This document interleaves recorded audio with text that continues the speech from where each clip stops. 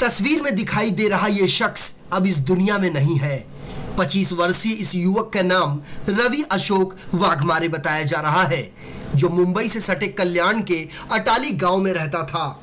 बताया जा रहा है कि 25 वर्षीय रवि वाघमारे का उसकी पत्नी स्वरूपा से आए दिन झगड़ा होता था, क्योंकि रवि को शराब पीने की बुरी लत थी।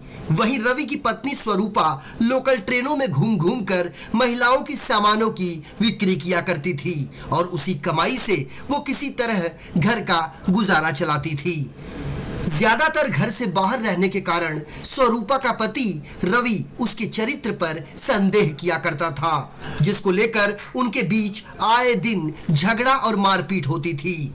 इस दौरान पति की शराब पीने की लत और गंदी गंदी गालियां बकने की कवायद से तंग आकर स्वरूपा ने रसोई में पड़ी सब्जी काटने वाले चाकू से पति रवि पर सपासप कई वार किए, जिससे बुरी तरह से घायल अवस्था में रवि को अस्पताल पहुंचाया गया, लेकिन डॉक्टर उसे नहीं बचा पाए।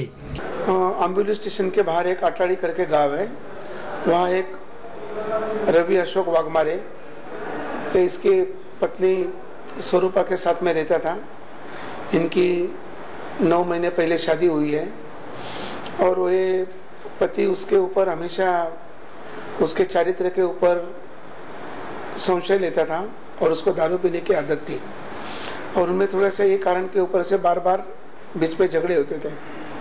कल 11:30 के आसपास इनका वापस इसके कारण झगड़ा हुआ। इसकी पत्नी खाना बना रही थी, झगड़े के कारण उसने बाजी काटते काटते वो चाकू उठाया और उसको मारने को गई। वो मारते ही उसको सामने चेस्ट पे वो वार लग गया, हार्ट के पास इंजर्ड हुआ। तो फिर बाद में उसको हॉस्पिटल लेके गए, मोना में एक हॉस्पिटल, उसमें उसके ऊपर कुछ दवा उपचार किया। उसके बाद में उसको ठाणे के कड़वा शिवाजी हॉस्पिटल में ट्रांसफ़र किया। उधर रात को 9 साढ़े 9 बजे वो एक्सपायर हो गया।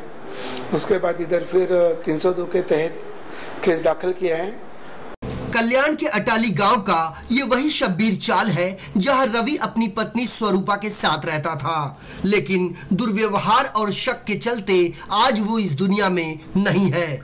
कहते हैं प्रेम और संदेह एक साथ हृदय में नहीं रह सकते, क्योंकि हर मर्ज की तो दवा है, लेकिन शक की अभी तक कोई दवा नहीं बनी है। ऐसे में जो लोग शक के मरीज हैं, उन लोगों को समय रहते ये सोचना होगा कि हत्या और विवाद किसी मसले का हल नहीं है, क्योंकि वध से बड़ा त्याग होता है।